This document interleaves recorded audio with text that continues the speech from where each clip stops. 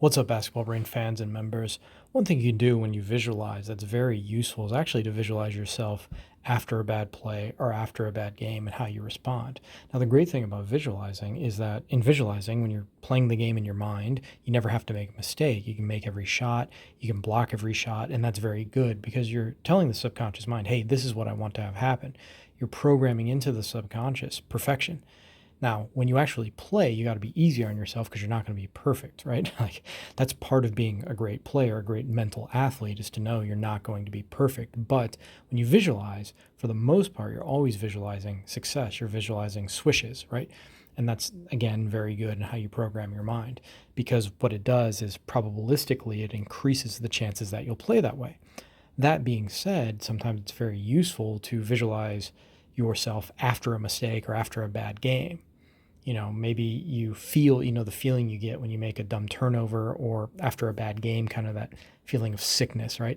To get that feeling, conjure that feeling after you've had a bad game, or maybe you've actually just had a bad game or a dumb play or something, right? But either way, you conjure that occasionally, maybe once a week. You say, I'm going to take 2 minutes and feel what it feels like to have a bad game. And then you visualize yourself responding to that bad game. So you feel yourself coming out in the next game after a bad game, and you're telling your subconscious mind, after I have a bad game, this is how I respond. I get into the hyper zone. I have a very dominant game, right? You can visualize yourself. I had an athlete once who had missed a game winner, and it was eating at him. And I said, okay, well, feel that eating, being eaten by it, like it doesn't feel good. And then see yourself respond in your mind in a hypothetical next game where you hit a game winner, and then just keep seeing that over and over. And you're training your subconscious mind, when I feel this negative emotion because of bad play or bad game or whatever, this is how I respond. Your subconscious mind is kind of agnostic. If you feed it the wrong stuff, it's going to make you bad. You feed it the right stuff, it's going to make you good. It's a computer, right? You can program a computer to do nasty, evil things, or you can program a computer to be very helpful. Subconscious mind is like a computer, and by visualizing, it really loves images. It likes words, but it loves images. When you feed it images of what you want, especially images that are realistic and mixed with the feeling you want to feel, the confidence, the composure, the concentration, right?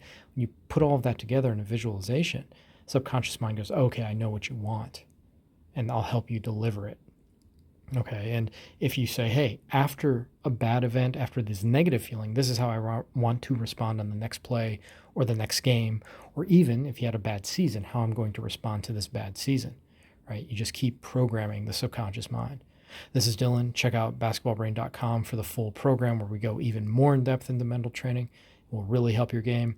And as always, check out boingvert.com, our vertical jump program. Peace.